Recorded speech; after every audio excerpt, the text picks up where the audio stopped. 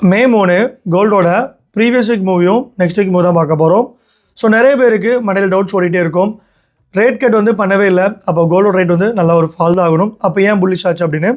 So நானுமே வந்து last week ஃபுல்லுமே ஒரு செல்லிங்கில் தான் இருந்தேன். வியாழன் வெளியில் பார்த்தோம் அப்படின்னா மார்க்கெட் வந்து ஒரு சடனாக ஒரு பீக் ஆயிருந்துச்சு. ஸோ யாருமே எக்ஸ்பெக்ட் பண்ண முடியல. ஸோ இப்போ என்ன ரீசனால மார்க்கெட் வந்து ஒரு பையாக இருக்குது, ஃபர்தராக என்ன ஆக போகுது அப்படிங்கிறத தெளிவாக சொல்ல போகிறேன். ஸோ லாஸ்ட் வீக் பார்த்தோம் அப்படின்னா வியாழக்கிழமை ஜாப்பனீஸ் கவர்மெண்ட்லேருந்து ஒரு இன்டர்வென்ஷன் வந்துருந்துச்சு. ஸோ அவங்க தான் வந்து DXY அதாவது டாலரை வந்து வீக்கன் ஆகிறதுக்கு ஒரு மேஜரான ரீசன். ஸோ நார்மலாக பார்த்தோம் அப்படின்னா அவங்களோட எக்கனாமிக்கை வந்து ஹையராக வச்சுக்கணும் அப்படிங்கிறதுனால ஸோ வர்த்தகத்தை வந்து மேக்ஸிமம் வந்து ஜாப்பனீஸ் டாலரில் தான் ஜாப்பனீஸ்லாம் பண்ணுவாங்க, ஸோ அவங்களோட பேஸ் கரன்சியில். ஸோ அதனால் DXYயோட டிமாண்ட் வந்து குறைஞ்சி ஒரு லோக்கு ஆச்சு. ஸோ அதனால தான் கோல்டு பொறுத்தளவுக்கு ஒரு பை ஆச்சு. ஸோ இன்டென்ஷனலி அவங்க வந்து வீக்கெண்ட் பண்ணணுங்கிறத பண்ணல. ஸோ அவங்க நார்மலாக ரொட்டீன் பண்ணுறது அவங்க கண்டி டெவலப் பண்ணுறதுக்காக பண்ணாங்க.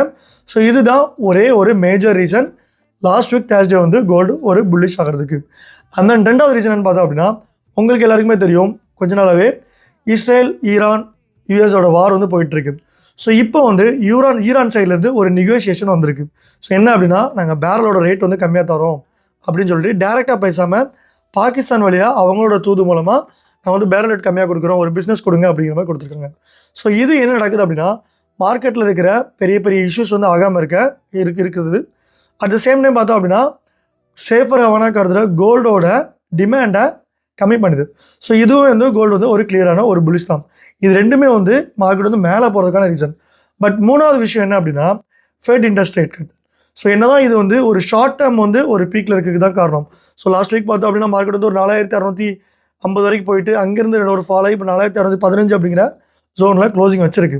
ஸோ ப்ரெசென்ட்டாக என்ன தான் இருந்தாலும் ஒரு ஷார்ட் டேர்மில் பையிங் பயாஸ், லாங் டேர்மில் பார்த்தோம் அப்படின்னா ரேட் கட் பண்ணால் மட்டும்தான் வந்து செல் ஆகும்.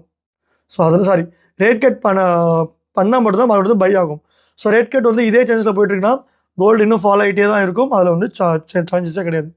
So overall long term gold வந்து செல்லு, ஷார்ட் டேர்மில் பையிங் பயாஸ். ஸோ ப்ராப்பராக ஸ்டாப் லாஸ் யூஸ் பண்ணிக்கோங்க, மணி கண்டிப்பாக ஃபாலோ பண்ணிக்கோங்க. ஸோ இந்த மாதிரி ஃபண்டமெண்டல் ரிலேட்டடாகவும் சரி, and then Jio political tensions ரிலேட்டடான அப்டேட்ஸ் நினச்சிங்கன்னா நம்ம சேனலை சப்ஸ்கிரைப் பண்ணி அந்த பெல் ஐக்கானை தட்டி விட்டுருங்க. அந்த நீங்கள் லைவ் ட்ரேடிங்கில் ஜாயின் பண்ணுறது மூலமாக கிவ்அவேல வந்து வின் பண்ண முடியும். உங்கள் ஃப்ரெண்ட்ஸ் அண்ட் ஃபேமிலிக்கு ஷேர் பண்ணிங்கன்னா அவங்களும் வந்து வின் பண்ண முடியும். ஸோ எந்த மாதிரி ப்ராப்பராக ஸ்டாப் லாஸ் யூஸ் பண்ணுங்கள், மணி கண்டிப்பாக ஃபாலோ பண்ணிக்கோங்க உங்களோட ஸ்ட்ராட்டஜி பொறுத்து. ஸோ எந்த டவுட், எந்த கமெண்ட், எந்த கொரி எதாக இருந்தாலும் மறக்காமல் டிஸ்கிரிப்ஷனுக்கு நம்ம கான்டாக்ட் பண்ணுங்கள். பெஸ்ட் டவுட், எந்த கொரிஸ் எதாக இருந்தாலும் டேரெக்டாக நம்மளை சர்ச் பண்ணுங்கள். நன்றி, வணக்கம்.